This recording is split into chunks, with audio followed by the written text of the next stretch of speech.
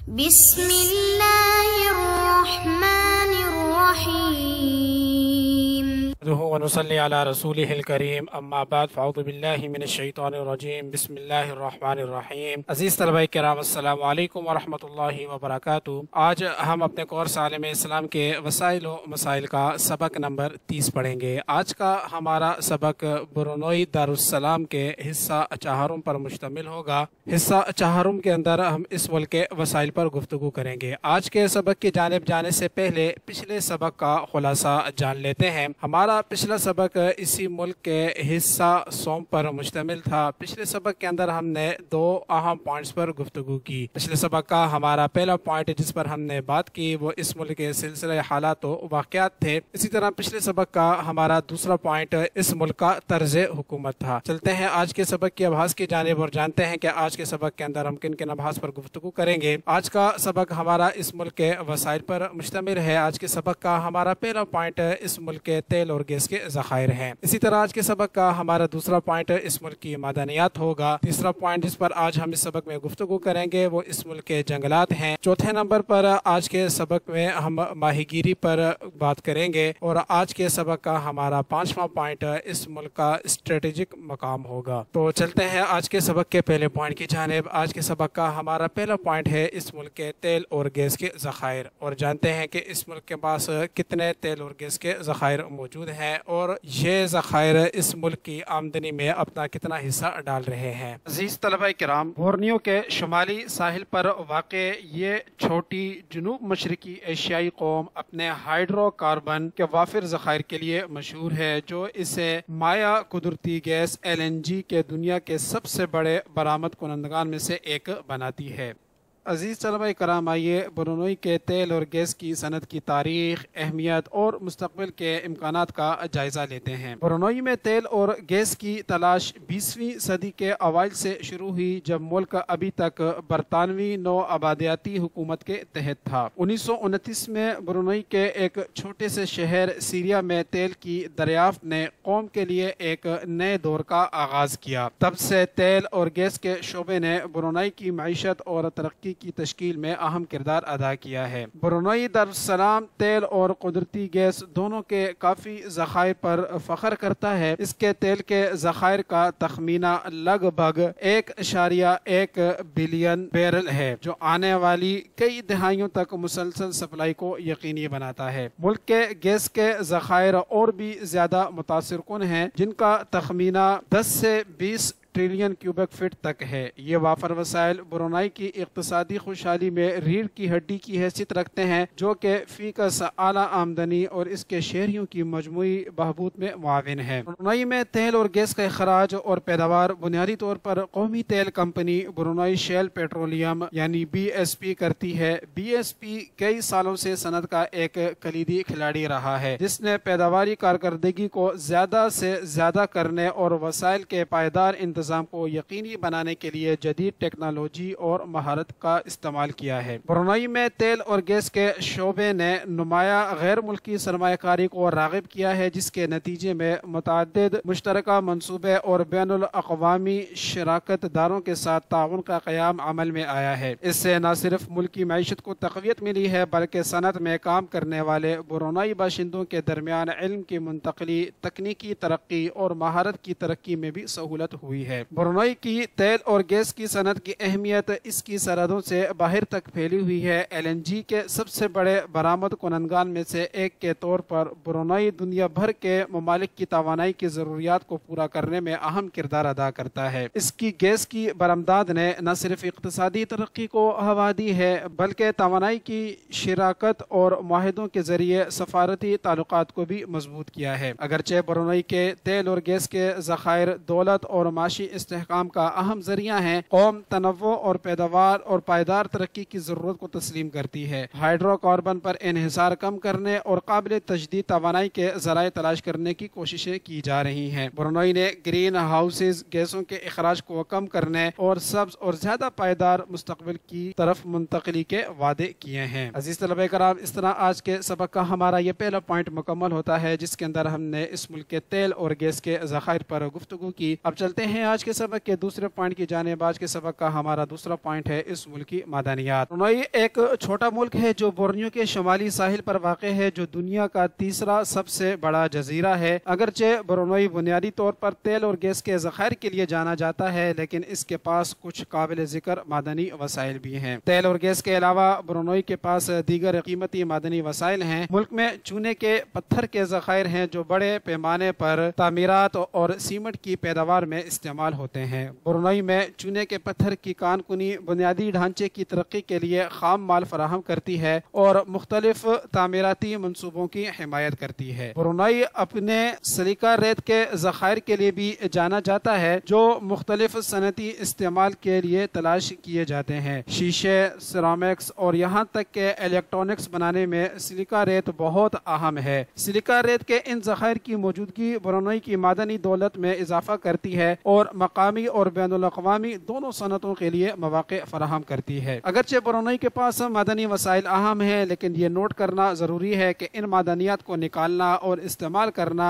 ذمہ داری اور پائیدار طریقے سے انجام دیا جاتا ہے۔ برونائی کی حکومت نے ملک کے قدرتی وسائل اور حیاتیاتی تنوع کے تحفظ کو یقینی بنانے کے لیے سخت ماحولیاتی ضوابط نافذ کیے ہیں۔ عزیز طلبہ کرام، اس طرح آج کے سبق کا ہمارا یہ دوسرا پوائنٹ مکمل ہوتا ہے، جس کے اندر ہم نے اس ملک کی اہم معدنیات پر ایک نظر دوڑائی۔ اب چلتے ہیں آج کے سبق کے تیسرے پوائنٹ کی جانب۔ آج کے سبق کا ہمارا تیسرا پوائنٹ ہے اس ملک کے جنگلات۔ تو آئیے جانتے ہیں کہ اس ملک کے جنگلات اس کی معیشت میں کیا کردار ادا کر رہے ہیں۔ برونائی دارالسلام اپنے سرسبز اور متنوع جنگلات کے لیے جانا جاتا ہے، جو ملک کے زمینی رقبے کے ایک اہم حصے پر محیط ہے۔ برونائی کے جنگلات پودوں اور جانوروں کی انواع کی ناقابل یقین قسم کا گھر ہیں۔ نشیبی بارشی جنگلات، پیٹ دلدل کے جنگلات اور مینگرووز کے امتزاج کے ساتھ برونائی ایک بھرپور حیاتیاتی تنوع کا حامل ہے۔ یہ جنگلات بہت سے نایاب اور خطرے سے دوچار اہم جانوروں کے لیے مسکن فراہم کرتے ہیں، جن میں پروبوسس بندر،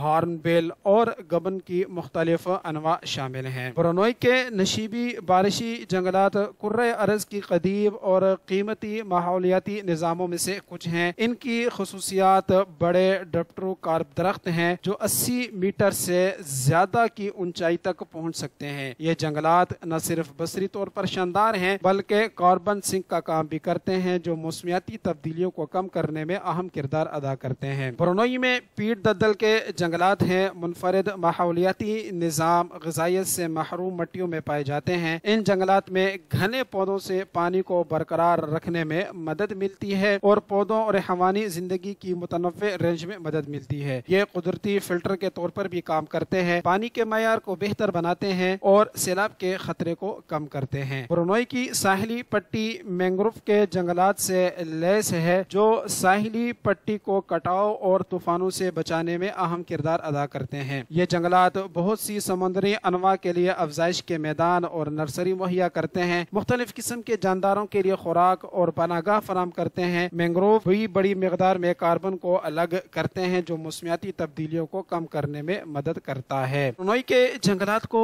مقامی کمیونٹیز صدیوں سے استعمال کر رہی ہے، جو انہیں خوراک، ادویات، پناہ گاہ اور دستکاری کے لیے سامان مہیا کرتی ہیں۔ جنگلاتی وسائل کا مقامی علم انمول ہے، کیونکہ یہ پائیدار طریقوں کی اجازت دیتا ہے جو ان ماحولیاتی نظاموں کے تحفظ کو فروغ دیتے ہیں۔ برونائی اپنے جنگلات کی اہمیت کو تسلیم کرتا ہے اور اس نے تحفظ کے مختلف اقدامات نافذ کیے ہیں۔ ہارٹ آف بورنیو اقدام ایک سرحدی تحفظ کی کوشش جس کا مقصد بورنیو کے ماحولیاتی نظام کی حفاظت اور پائیدار انتظام کرنا ہے۔ آج کے سبق کا ہمارا یہ پوائنٹ مکمل ہوتا ہے کہ جس کے اندر ہم نے اس کے جنگلات پر گفتگو کی۔ اب چلتے ہیں آج کے سبق کے اگلے پوائنٹ کی جانب۔ آج کے سبق کا ہمارا اگلا پوائنٹ ہے اس ملک کا اسٹریٹجک مقام۔ تو آئیے جانتے ہیں کہ اس ملک کا اسٹریٹجک مقام کیا ہے۔ برونائی جزیرے بورنیو کے شمالی ساحل پر واقع ہے، جو اسے بحیرہ جنوبی چین تک رسائی فراہم کرتا ہے۔ بحیرہ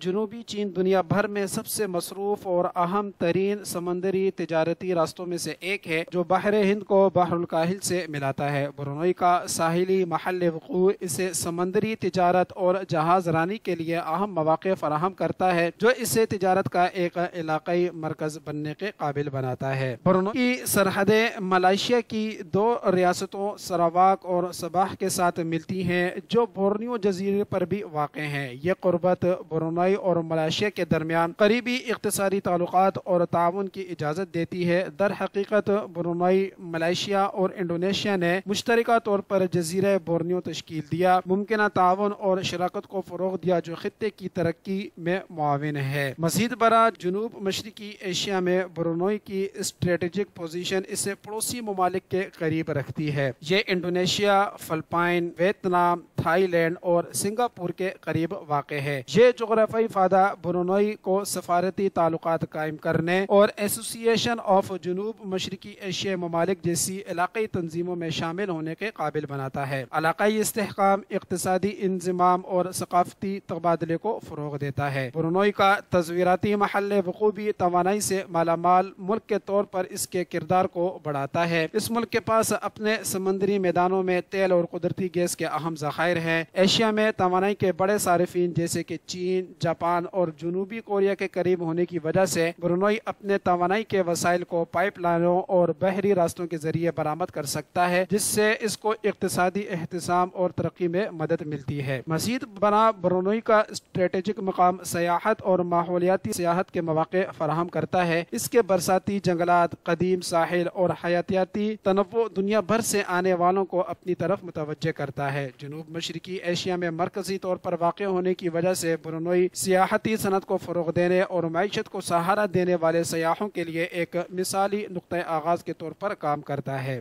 آخر میں اس کے اسٹریٹجک مقام کا ایک سرسری جائزہ لیتے ہیں۔ برونائی کا تصویراتی مقام علاقائی سلامتی میں اہم کردار ادا کرتا ہے۔ ایک پرامن اور غیر جانبدار قوم کے طور پر برونائی مختلف ممالک کے ساتھ دوستانہ تعلقات برقرار رکھتا ہے، جن میں بحیرہ چین میں مسابقتی علاقائی دعوے بھی شامل ہیں۔ اس کی پوزیشن علاقائی استحکام اور تنازعات کے حل کی کوششوں میں تعاون کرتے ہوئے مکالمے، تعاون اور سفارتکاری کی حوصلہ افزائی کرتی ہے۔ اس طرح آج کے سبق کا ہمارا یہ پوائنٹ بھی مکمل ہوتا ہے کہ جس کے اندر ہم نے اس کے اسٹریٹجک مقام پر گفتگو کی۔ اب چلتے ہیں آج کے سبق کے سب سے آخری پوائنٹ کی جانب۔ آج کے سبق کا ہمارا سب سے آخری پوائنٹ ہے اس ملک کی ماہی گیری۔ برونائی ایک ساحلی ملک ہونے کے ناطے ماہی گیری کی کثرت ہے جو ملک کے لیے ایک اہم وسائل کے طور پر کام کرتی ہے۔ برونائی کے پانیوں میں سمندری انواع کی متنوع رینج موجود ہے، جس کی بدولت کورل مثلث میں واقع ہے، جسے سمندری حیاتیاتی تنوع کا عالمی مرکز کہا جاتا ہے۔ یہ پانی مختلف اقسام کی مچھلیوں اور دیگر سمندری حیات سے بھرا ہوا ہے۔ یہ بھرپور تنوع برونائی کی فروغ پذیر ماہی گیری کی صنعت کی بنیاد فراہم کرتا ہے۔ ماہی گیری برونائی کی معیشت کا ایک اہم شعبہ ہے۔ یہ تجارتی ماہی گیری کی سرگرمیوں اور متعلقہ صنعتوں جیسے پروسیسنگ، تقسیم اور مارکیٹنگ دونوں میں بہت سے لوگوں کو روزگار کے مواقع فراہم کرتا ہے۔ ماہی گیری کے شعبے سے حاصل ہونے والی آمدنی ملک کی GDP میں حصہ ڈالتی ہے، جس سے معاشی ترقی میں مدد ملتی ہے۔ برونائی کی ماہی گیری اس کی آبادی کے لیے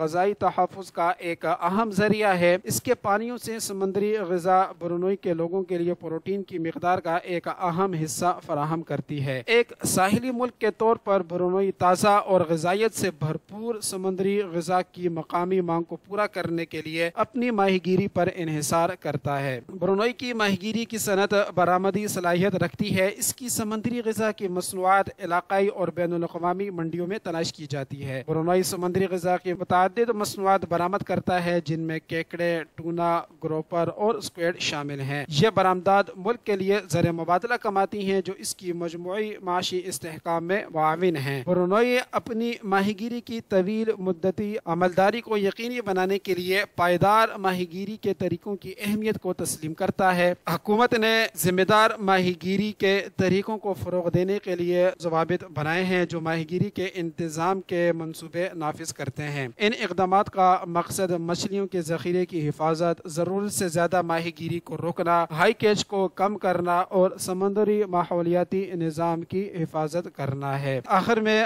ماہی گیری کا ایک مختصراً جائزہ لیتے ہیں۔ برونائی کی ماہی گیری ایک قیمتی وسیلہ ہے جو ملک کی معیشت، خوراک کی حفاظت اور ثقافتی ورثے میں اہم کردار ادا کرتی ہے۔ بھرپور سمندری حیاتیاتی تنوع، اقتصادی فوائد اور پائیدار طریقوں سے وابستگی ان ماہی گیری کے وسائل کے تحفظ اور انتظام کی اہمیت کو واضح کرتی ہے۔ اپنی ماہی گیری کی طویل مدتی پائیداری کو یقینی بنا کر برونائی اپنے ساحلی پانیوں کے فوائد حاصل کرنا جاری رکھ سکتا ہے اور آنے والی نسلوں کے لیے اس اہم وسائل کو محفوظ رکھ سکتا ہے۔ اس طرح عزیز طلبہ کرام آج کا سبق ہمارا مکمل ہوا۔ آج کے سبق کے اختتام کی جانب جانے سے پہلے آج کے سبق کا خلاصہ جان لیتے ہیں۔ آج کا سبق ہمارا برونوئی کے حصہ چہارم پر مشتمل تھا۔ اس حصہ چہارم کے اندر ہم نے برونوئی دارالسلام کے وسائل پر گفتگو کی۔ آج کے سبق کے ہمارے 5 پوائنٹ تھے، جن میں سے پہلا پوائنٹ اس کے تیل اور گیس کے ذخائر تھے۔ دوسرا پوائنٹ جس پر آج ہم نے گفتگو کی وہ اس ملک کی معدنیات تھی۔ تیسرے پوائنٹ کے اندر ہم نے اس ملک کے جنگلات پر گفتگو کی۔ چوتھی چیز اس ملک کا اسٹریٹجک مقام تھا، اور آج کے سبق کا ہمارا آخری پوائنٹ اس ملک کی ماہی گیری تھی۔ تو یہ آج کے سبق کے ہمارے 5